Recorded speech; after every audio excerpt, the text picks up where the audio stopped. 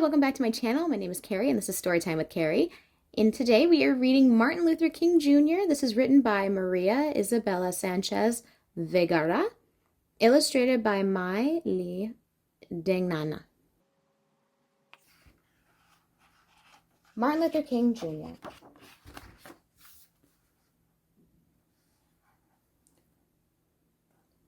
Little Martin was a spiritual boy from Atlanta who came from a long line of preachers. His dad was a preacher, his uncle was a preacher, his grandfather was a preacher. Maybe he'd become a great preacher too. One day, a friend invited him over to play, and Martin was shocked when he was asked to leave because he was black. That day, he realized something terrible was going on. The terrible thing was called segregation.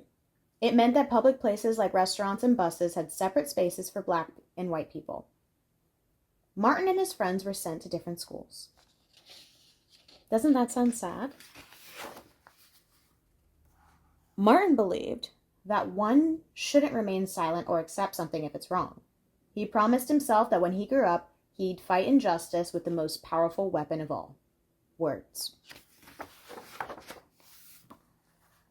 Martin studied at universities in Georgia, Pennsylvania, and Massachusetts, where he read about Mahatma Gandhi, the man who had improved the lives of millions of Indians with peaceful methods of protest.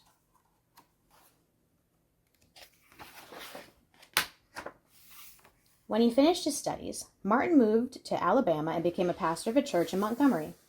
Every Sunday from his pulpit, he encouraged the congregation to speak up about things that mattered. One evening, a woman named Rosa was arrested for refusing to give up her seat to a white man on a bus. Martin asked the people in his community not to take the bus again until the law was changed. More citizens were inspired by Rosa's story and Martin's words. Suddenly, buses were almost empty. They stayed empty for more than a year until segregation on Montgomery's buses finally ended.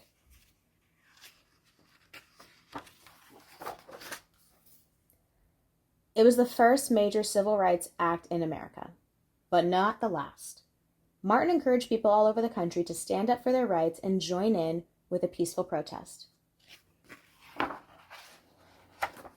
They were often attacked, and Martin was arrested 29 times, but he and his followers never fought back with force. He knew that hate cannot drive out hate. Only love can. Martin helped to organize a protest march on Washington where he gave a life-changing speech. It began with 4 simple yet powerful words. I have a dream.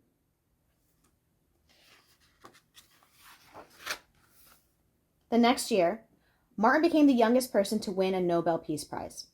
His words of hope, peace, and justice called a nation to change its laws and make them equal for everyone. If you're enjoying this book about Martin Luther King Jr., it's incredibly powerful. He has a beautiful story about his march on Washington. I highly, highly recommend asking your parents to tell you more about Martin Luther King, to check out more books from the library on Martin Luther King. But until next time, bye guys.